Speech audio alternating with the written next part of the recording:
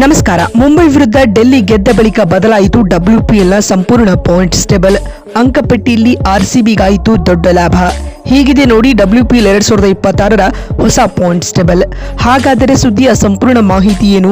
ಅಷ್ಟಕ್ಕೂ ಮುಂಬೈ ವಿರುದ್ಧ ಡೆಲ್ಲಿ ಗೆದ್ದ ಬಳಿಕ ಬಿಡುಗಡೆಯಾಗಿರುವ WPL 2026ರ ಹೊಸ ಪಾಯಿಂಟ್ಸ್ ಟೇಬಲ್ ಯಾವ ರೀತಿಯಾಗಿದೆ ಗೊತ್ತಾ?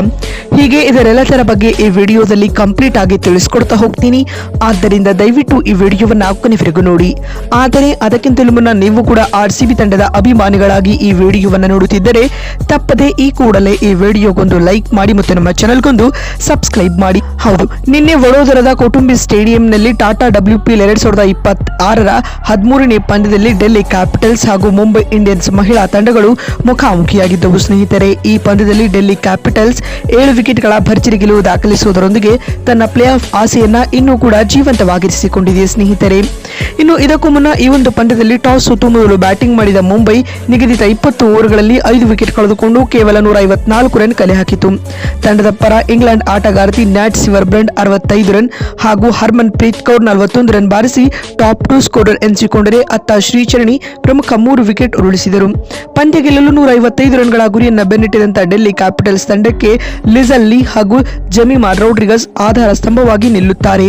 ಅಂತಿಮವಾಗಿ ಡೆಲ್ಲಿ ನಿಗದಿತ ಟಾರ್ಗೆಟ್ ಅನ್ನ 19 ಓವರ್ಗಳಲ್ಲಿ ಕೇವಲ 3 ವಿಕೆಟ್ ಕಳೆದುಕೊಂಡು ಟಾರ್ಗೆಟ್ ಅನ್ನ ಸುಲಭವಾಗಿ ಚೇಸ್ ಮಾಡಿತು. ತಂಡದ ಪರ ಲಿಜಲ್ ಲೀ 46 ರನ್ ಹಾಗೂ ಜೆಮಿಮಾ ರಾಡ್ರಿಗಸ್ ಅಜಯ 51 ರನ್ ಬಾರಿಸಿ ಗರಿಷ್ಠ ಸ್ಕೋರರ್ ಎನಿಸಿಕೊಂಡರು. ಈ ಮುಖ್ಯವಾಗಿ ಈ ಪಂದ್ಯದಲ್ಲಿ ಡೆಲ್ಲಿ ಕ್ಯಾಪಿಟಲ್ಸ್ ತಂಡ 7 ವಿಕೆಟ್ಗಳ ಭರ್ಜರಿ ಗೆಲುವು ದಾಖಲಿಸಿತು. ಇನ್ನೀಗ ಪಂದ್ಯದ ಮುಕ್ತಾಯದ ಬಳಿಕ ಬಿಡುಗಡೆಯಾಗಿರುವ WPL 2026ರ ಪಾಯಿಂಟ್ಸ್ ಟೇಬಲ್ ಪಟ್ಟಿ ಯಾವ ರೀತಿಯಾಗಿದೆ ಅಂತ ನೋಡ್ತಾ ಬರುವುದಾದರೆ, ಮೊದಲ ಸ್ಥಾನದಲ್ಲಿ ನಮ್ಮ RCB ತಂಡವಿದ್ದು RCB ಆಡಿದ 5 ಪಂದ್ಯಗಳಿಂದ 5ರಲ್ಲಿಯೂ ಗೆಲುವು ದಾಖಲಿಸಿ 10 ಅಂಕಗಳೊಂದಿಗೆ ಮೊದಲ ತಂಡವಾಗಿ ಈಗಾಗಲೇ ಪ್ಲೇ ಆಫ್ಗೆ ಲಗ್ಗೆ ಇಟ್ಟಿದೆ. ಸ್ನೇಹಿತರೆ, ಇನ್ನು ದ್ವಿತೀಯ ಸ್ಥಾನದಲ್ಲಿ ಮುಂಬೈ ಇಂಡಿಯನ್ಸ್ ತಂಡವಿದ್ದು MI ಆಡಿದ 6 ಪಂದ್ಯಗಳಿಂದ 2 ಗೆಲುವು 4 ಸೋಲು ಕಂಡು 4 ಅಂಕಗಳೊಂದಿಗೆ ಅಂಕಪಟ್ಟಿಯಲ್ಲಿ ದ್ವಿತೀಯ ಸ್ಥಾನದಲ್ಲಿದೆ. ಇನ್ನು ತೃತೀಯ ಸ್ಥಾನದಲ್ಲಿ UP ವಾರಿಯರ್ಸ್ ತಂಡವಿದ್ದು UP ಆಡಿದ 5 ಪಂದ್ಯಗಳಿಂದ 3 ಸೋಲು 2 ಗೆಲುವು ಕಂಡು 4 ಅಂಕಗಳೊಂದಿಗೆ ಅಂಕಪಟ್ಟಿಯಲ್ಲಿ ತೃತೀಯ ಸ್ಥಾನದಲ್ಲಿದೆ. ಇನ್ನು ದ್ವಿತೀಯ ಸ್ಥಾನದಲ್ಲಿ ಡೆಲ್ಲಿ ಕ್ಯಾಪಿಟಲ್ಸ್ ತಂಡವಿದ್ದು DC ಆಡಿದ 5 ಪಂದ್ಯಗಳಿಂದ 2 ಗೆಲುವು 3 ಸೋಲು ಕಂಡು 4 ಅಂಕಗಳೊಂದಿಗೆ ಅಂಕಪಟ್ಟಿಯಲ್ಲಿ ಇದೀಗ 4ನೇ ಸ್ಥಾನದಲ್ಲಿದೆ.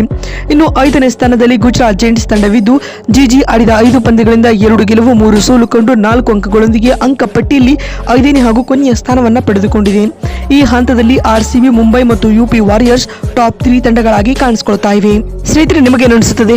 RCB ಅನ್ನು ಹೊರತುಪಡಿಸಿ ಇನ್ನ ಯಾವ 2 ತಂಡಗಳು WPL 2026ರ ಪ್ಲೇ ಆಫ್ಗೆ ಲಗ್ಗೆ ನೀಡಲಿವೆ ಎನ್ನುವ ನಿಮ್ಮ ಅನಿಸಿಕೆ ಮತ್ತು ಅಭಿಪ್ರಾಯಗಳನ್ನ ಕಾಮೆಂಟ್ ಮಾಡುವ ಮೂಲಕ ತಪ್ಪದೇ ತಿಳಿಸಿ. ಮತ್ತೊಂದು ವಿಡಿಯೋದಲ್ಲಿ ಸಿಗ್ತೀನಿ. ಅಲ್ಲಿವರೆಗೂ ನಮಸ್ಕಾರ, ಧನ್ಯವಾದಗಳು.